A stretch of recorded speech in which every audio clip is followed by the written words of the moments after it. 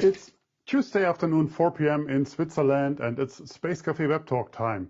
Our Space Café Web Talk, 33 minutes with Johanna Bergstrom Roos, will begin soon. Thank you for joining us for our talk today about why space... That's wrong.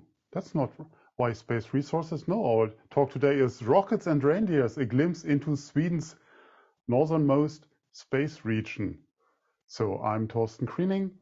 I'm your host today and publisher of SpaceWatch.Global, and we are a Switzerland-based online platform for information in and about space and new space activities in a geopolitical context.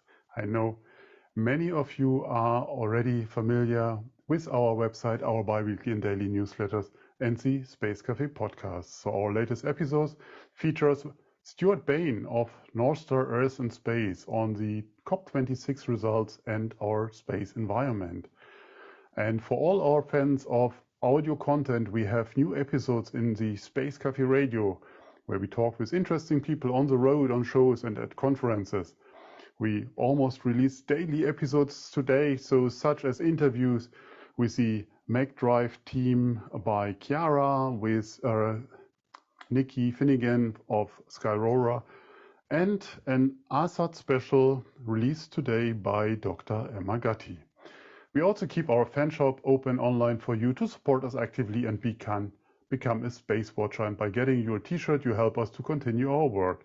And if you are a corporate that wants to support our work, we will have a supporter model ready for you. Just give us a call. If you have missed any of our previous web talks, we have an archive available on our webpage in the events section and on YouTube. So, when we thought about someone that can give us an insight into the space activities in the far north of Sweden, her name came up on the spot. And we got in contact, and I understood immediately that there is no one better, no one more engaged than her. And with that, a very warm welcome, Johanna Bergstrom-Roos, in our show today. So, and I mean, I put up this wonderful picture that I grabbed from the LTU Business website, but we also see potentially a live stream from your background.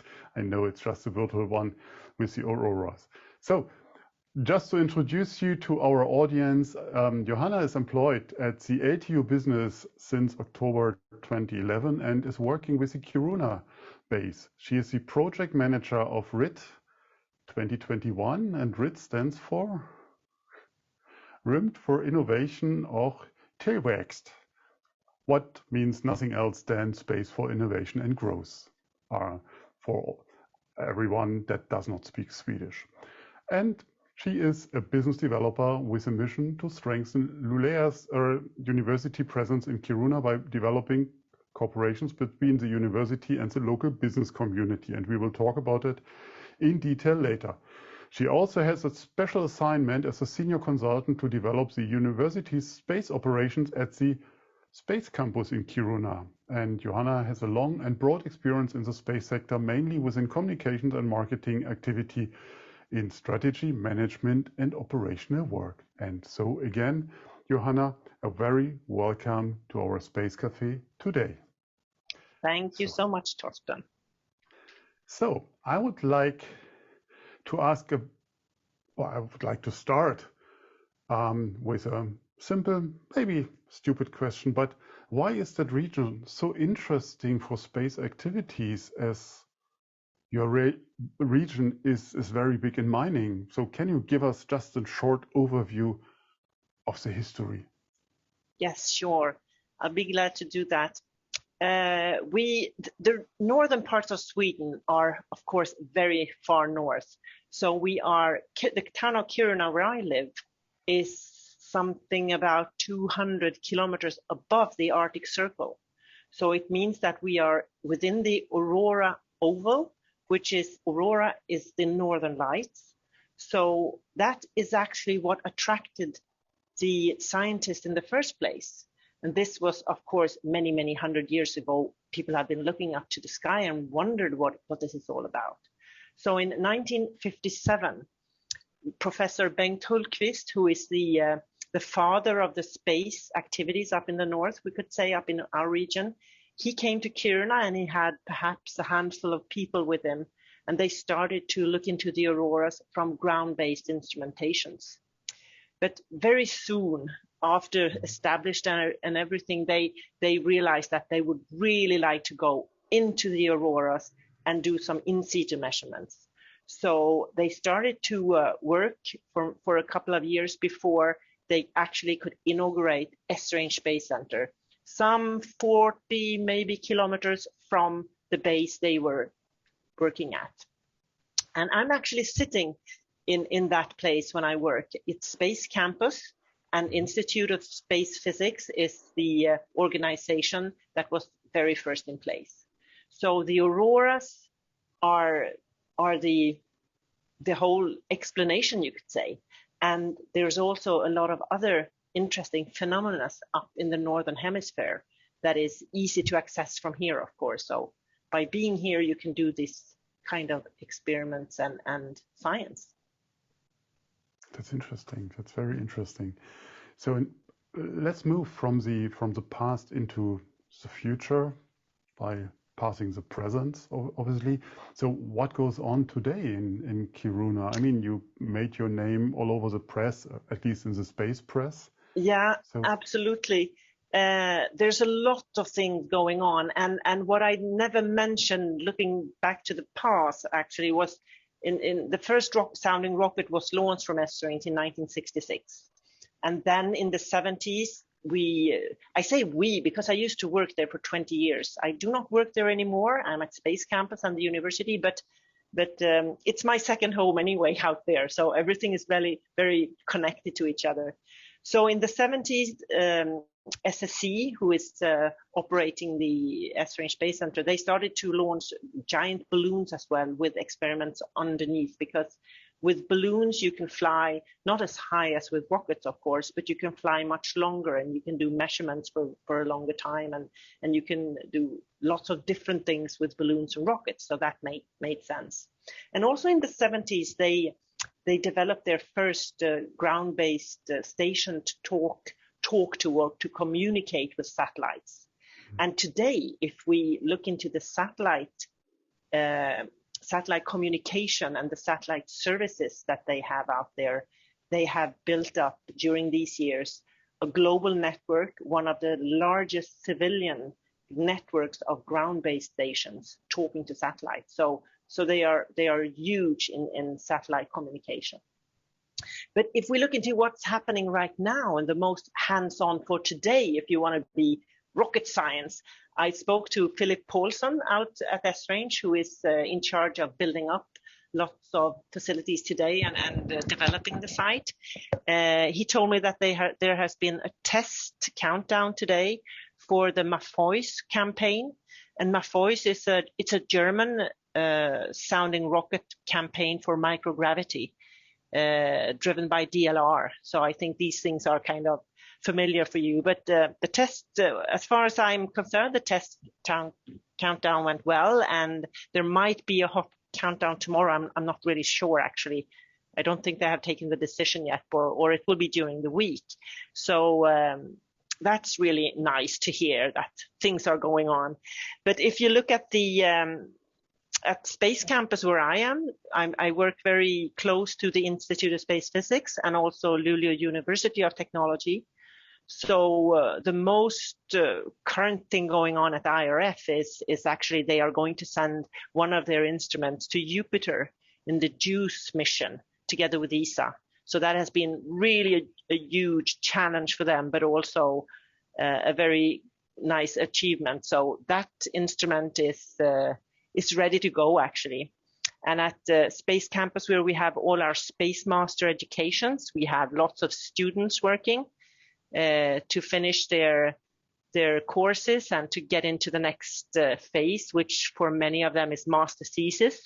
Mm-hmm. And we, of course, we help them with connections to the space industry, both in the region in Sweden, but elsewhere as well. And for myself, I am super focused on tomorrow, because tomorrow we will have a big event. It will be Space Innovation Forum, which is the meeting point, you could say, that we have twice a year within the project that I'm leading. So there's lots of things going on. Yeah, we will talk about the forum then later on. But yeah. Let's focus on rockets, because that's what is, I think, are exciting for everyone. So, I mean, at SpaceWatch, and you can see it here as well, one of the ESA Aerospace rockets behind me.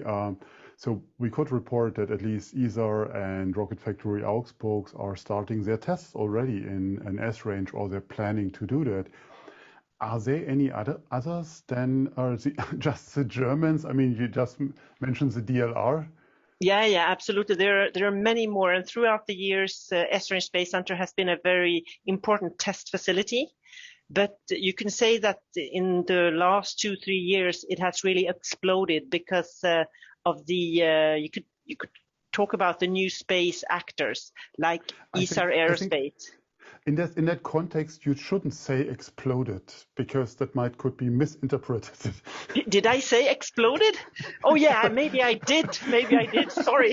Sorry about that. It did not explode. No, it has evolved fantastically. Yeah.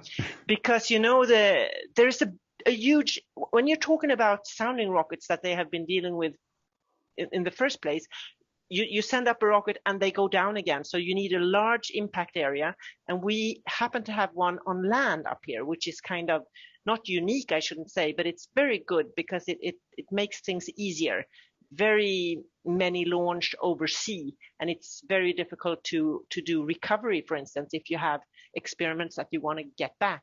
So this large area on land, and also relatively empty area up in the air and space, not much of flight activities, which means that we can operate rather smoothly up here. It's calm.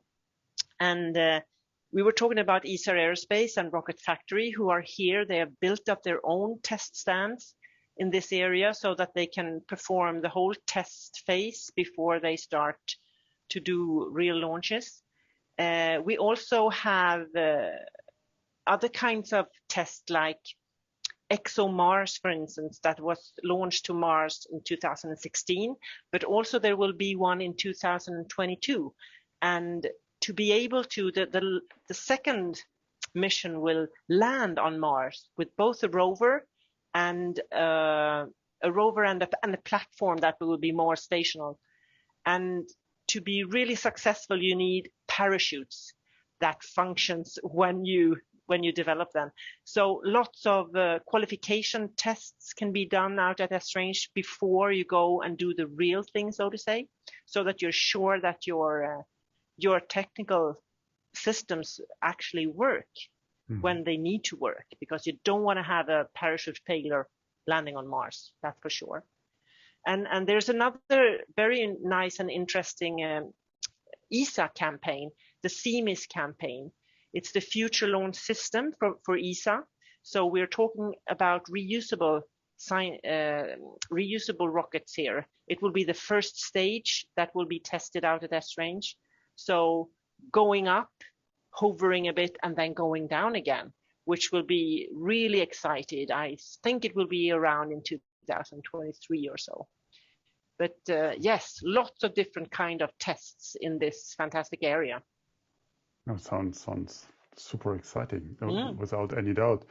And with that, as you mentioned, flying overseas, greetings over to the other side of to the other side of the border, to Norway. Mari, thank you very much for joining us for our talk here. And yeah, next week we have Christian Hågli Hansen, the head DG of the Norwegian Space Agency, in our 33 minutes. So we will see their perspective and where they're developing. But let's come back to Esrange. I mean, right now, beside, you mentioned these high altitude stratospheric balloons and sounding rockets, what are there tested already? What about orbital flights? Are they on the horizon, or are you fine with tests? Yeah, I don't think they're fine with anything out there. They always want to make new steps, like human beings do, actually. And what they have in the plan is to start to launch smaller satellites in 2022, maybe a bit optimistic, but 23 definitely. As I told you, I spoke to Philip today out there, and the foundation is made for the launch site since long. Now they're starting to build up the buildings around the launch facility. So they are aiming to launch smaller satellites up to maybe 150 kilograms and maybe bigger. I don't have all the details here. And but it's definitely going to be a launch site for satellites. And just as our friends out at Andøya in Norway, there are several sites planning, and there will probably also be a need of several launch sites. Not too many, of course, but different kind of launch sites with different kind of advantages, like flying overseas or flying over land as we do. So this is going to be happening very soon. And of course, this is one of the most important driving forces for our region, because this will drive the development of the space region, and also attractiveness will of course go up, and people will be coming to join this fantastic journey, I think. We will talk about the ecosystem in a bit, but let me go here a bit deeper into what comes with the surrounding of rocket launches or orbital launches. These are obstacles. I mean, for us here in Germany, whenever you want to do something, you find people that are protesting and finding any reasons that you can't move on in your development. So what are the obstacles you are facing or up there in Kiruna? Because it sounds that your government, your state government, are really in favor of the development. So, but are there obstacles on the regulatory side, on the environmental side, on the social acceptance side? I mean, if you have dozens of launches or in your neighborhood, then I think you're getting a bit bored of that as well. Yeah, absolutely. I think that the amount of launch will not be every day at all. It will be maybe 4 or 5 times a year with and of course what you do is you launch them in clusters, so you launch several at the time.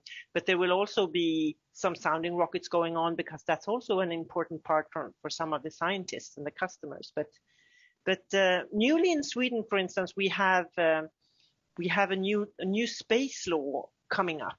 So last week there was a survey, you could say, or an evaluation of the old space law that we have from 1982. It was not very modern. It was not taking not including, for instance, private actors like ESA and ESA Airspace and RFO or anyone else, because normally it has been national space organizations dealing with all these things. So yes, the law side need to be looked into, and we have to go hand in hand with the international regulations, of course, and see to it that it's more modernized. And if we launch from or when we do launch, we need to, of course, to have a good conversation with people around us and countries around us. So that is something lying on the governmental side, and the government is putting in investments in this project. So I just assume, because I don't own this question, but I assume certainly that there are dialogues going on.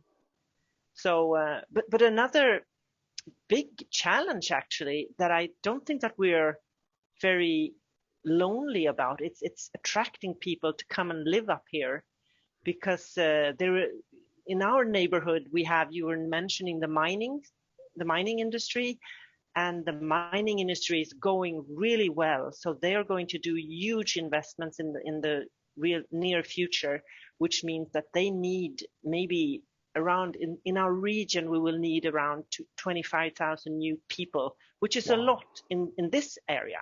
And that is just the mining.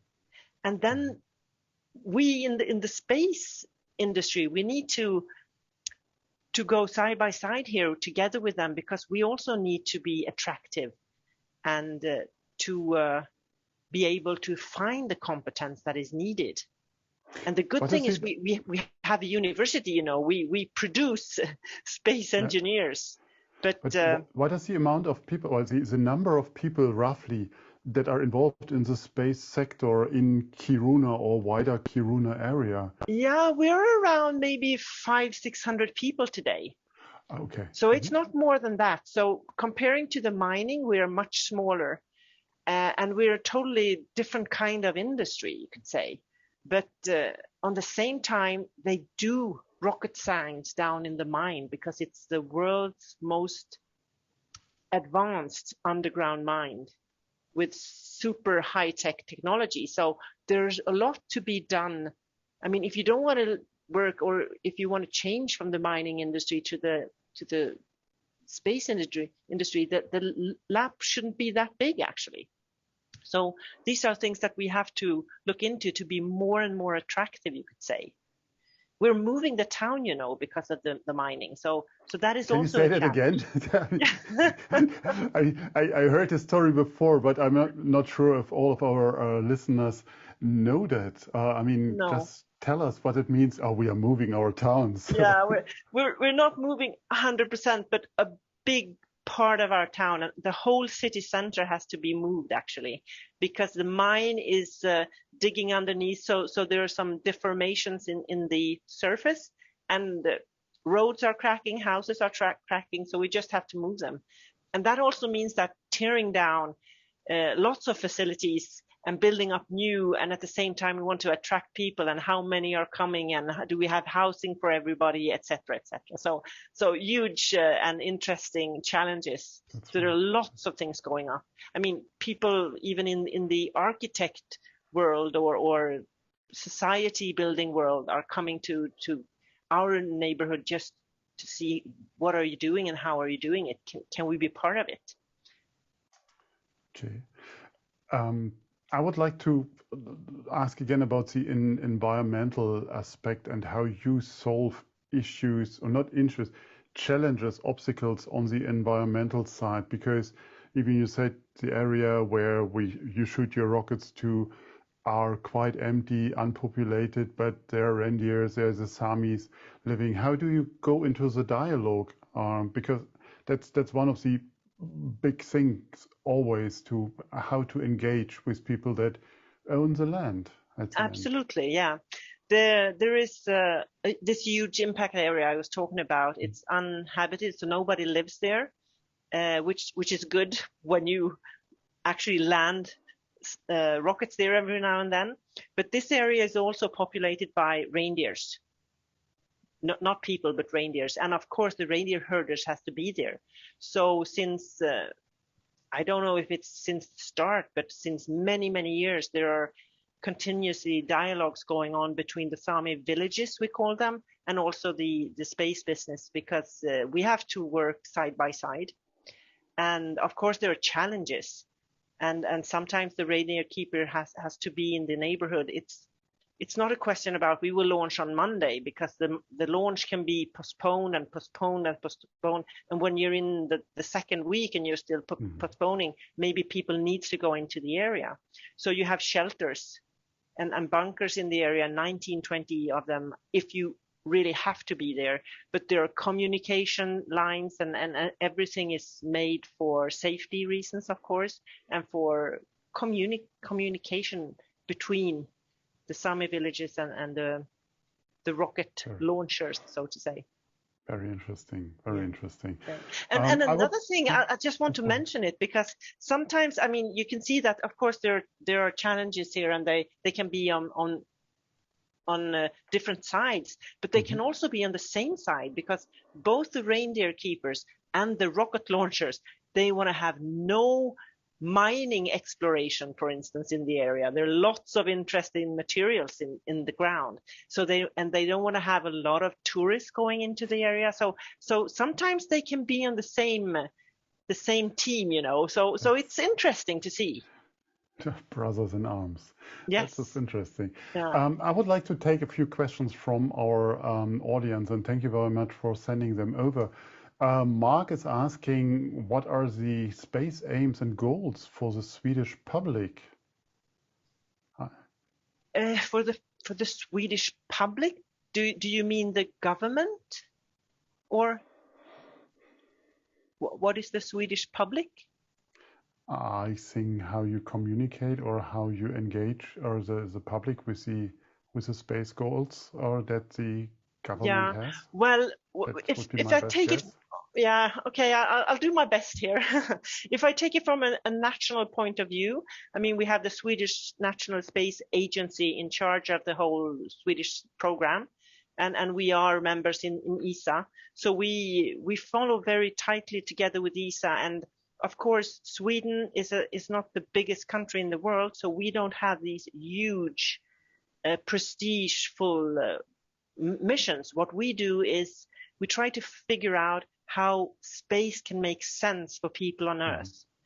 And of course, more or less all activities that we do, we can connect them to the Agenda 2030. So we can look into these 17 challenges that EU and the FN has been looking into and see that, for instance, having an infrastructure around the globe with satellites, you can really help solving lots of difficult challenges.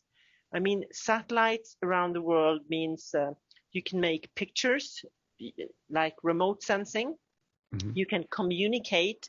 Let's say you have an earthquake, or you can quickly come up with mobile stuff to fix the communication that maybe was totally destroyed. You can work with navigation, call it very often GPS, and I mean, just looking and surveying the Earth with satellites give you the global view, not just very local measurements. We need to look into the whole globe to see how we can survey climate changes and whatever, security or so many things. So that is what matters for the most, I think. And that is also a driving force for people to being part of solving difficult challenges on Earth. Okay. No, thank you very much. I would like to take just a second one from Valerie. I think a very interesting question. Do you imagine each European spaceport to specialize at some point? And if yes, what would be Kiruna's specialty? Yeah. I think in this case, it's always good to specialize because you can't be good at everything. So normally you have a core business, so to say.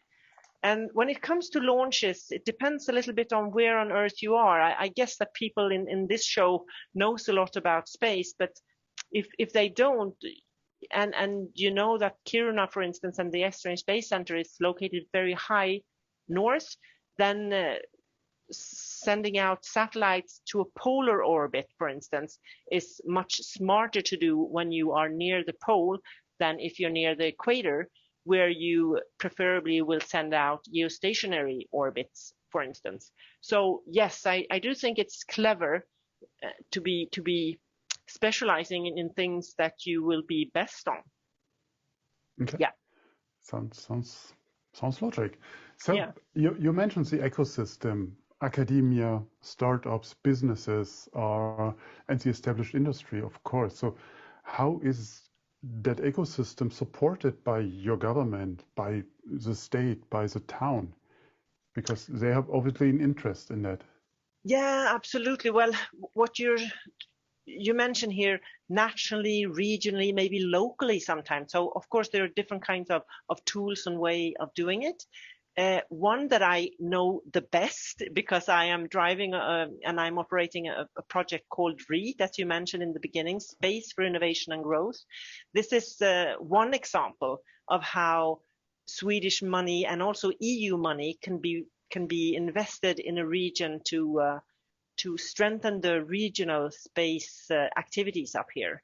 So what we are doing, if we looked into this for maybe 6-7 years ago when we started to see where are our strengths and our weaknesses. And of course, you have to go for the weaknesses and see, can we strengthen this in any way or another? And we saw that we didn't have a super strong ecosystem up here at the time. We need more people involved. And now with new space era, you can also see that it's possible for others than big national space organizations to be involved. And what kind of opportunities does that give us? And we just go with that flow, actually, try to find out what's the best for this region. Again, where are we located? What can we offer? What are our unique selling points, if you want to talk that kind of language? What are we good at? What's logic? What could we contribute with? So that's what we're doing, actually, in different ways. I mean, I think that's the perfect moment to talk more about RIT 2021 and the Space Innovation Forum tomorrow, or as you mentioned, where the innovation starts. And I loved it in our pre-talk that you said it that way. Can you tell us more about that event, that project, please? Well, the project is going on since some time, and we have 4 different work packages, and all these work packages are there to stimulate innovation in one way or another. And the Space Innovation Forum is the meeting point. We started out 6 years ago and said we have to gather everybody in our region who are partners in this project, because we are spread out in a region, so we need to gather twice a year. But now this forum has been so successful, I should say, and interesting. So people from all over come. Tomorrow we will have a speaker for Themis, for instance. We will also have a speaker from the ExoMars parachute. ESA Aerospace will talk. Rocket Factory will talk. Of course, Esrange Space Center will talk. Institute of Space Physics. We will have professors from the university. So lots of people will come and talk. And when you gather people at the same spot, and tomorrow we're actually going to meet in person still. In Sweden, we haven't a lockdown for the moment. We have had it for 2 Space Innovation Forums. We couldn't meet, but now we can meet. So when people meet, things start to happen. And we have different kind of meeting. We have a rather large goal here, target group, you say. And it can be professors working together with engineers in the industry in R&D projects. It can be students working together with industry or professors. It can be incubators and business idea coaches, coaching new business ideas. It can be people building the cluster. So all these different work packages, they have their own goal, but one important part is to find synergies between every one of us. So we try to do our thing, but also to reach out to each other and find synergies within this whole project, because that's what projects is all about. Otherwise, you can work alone. But we need to reach out to each other and figure out where we have the lightning, and people and the sparkles when people meet. How does the saying goes? If you want to go fast, go alone. If you want to go far, go together. Yeah. And that sounds a bit that way. Yeah, a little bit. How can someone who is listening to our show here today, engage with you, with the region? Is that limited to Swedish companies or EU or Europe, or totally open? No, we are totally open. We are totally open. To be a partner in the project, preferably you should be in the region. But I mean, the space business is not a regional matter. So if we are in the space business, we have to work naturally, we have to work internationally. And even if maybe not every single thing we do is part of the project, we do so many things that are outside the project or can lean on the project or be helped by the project. So I mean, the project is just one tool. And there's so many things going on in all the organizations up there. So what you can do is you can turn to us in the READ project so we can open doors for you. Perhaps our door, or perhaps we'll find another door that will suit you better. Sounds good. Thank you very, very much for being my guest today. It was an inspiring 33 minutes. I really enjoyed it. And yes, it's still on my bucket list to come to Kiruna to not just see S-Range, but also see auroras in life. Yes. This is the time for the aurora. Yeah. Thank you so much, Torsten. It was my pleasure, and thank you for inviting me. It was nice, very nice. Yeah, and on that note, I think it's time also for our audience for an important announcement, because Johanna will be the host for our upcoming Space Café Sweden series. So stay tuned with us for the next year. So, and you see Johanna in the driving seat here, asking all the relevant questions to the audience. So, but now we're on the 35-minute mark. I'm afraid we have to come to an end. But there will be more talks. So before we finish for today, please do not miss a few of the upcoming events for this year. So on Friday this week, as Jessica mentioned it, how can you better spend a Friday afternoon than in a Space Café Canada? So we will talk about the recent Russian ASAT test, or she will talk with her guest about those. Then next week on the 7th, as mentioned before, I have the pleasure to talk with Christian Horgli Hansen from Norway. And next week also we have on Thursday the next Moribas Vox Populi by the wonderful Professor Moriba Jah. And then on the 14th of December, just as an outlook, so if that will happen, I will have the chance to speak with Pacôme Rebillon, the CEO of Euroconsult, live from the World Satellite Business Week in Paris. So, and then the last event this year for us will be on the 16th December, our Space Café Australia. And you see here still a Space Café Brazil, but we are not sure if we can do that because the Christmas season or the holiday season starts early in Brazil. So all events are going to be online on Eventbrite, and as always, we would like to hear your feedback. So please check in with us on Twitter, on Facebook, or LinkedIn. Don't forget to sign up for our daily or bi-weekly newsletters. And if you like to treat yourself with something special, become a Space Watcher today.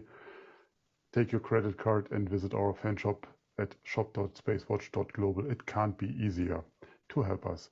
Thank you, Johanna, again for this inspiring talk, being my guest, and thanks for the entire team, or to the entire team behind the scenes, for doing their great job week by week again. Even so, they had an internet outage earlier today as a D-Slam got fired up, but they made it. So I hope you all will stay safe and stay healthy.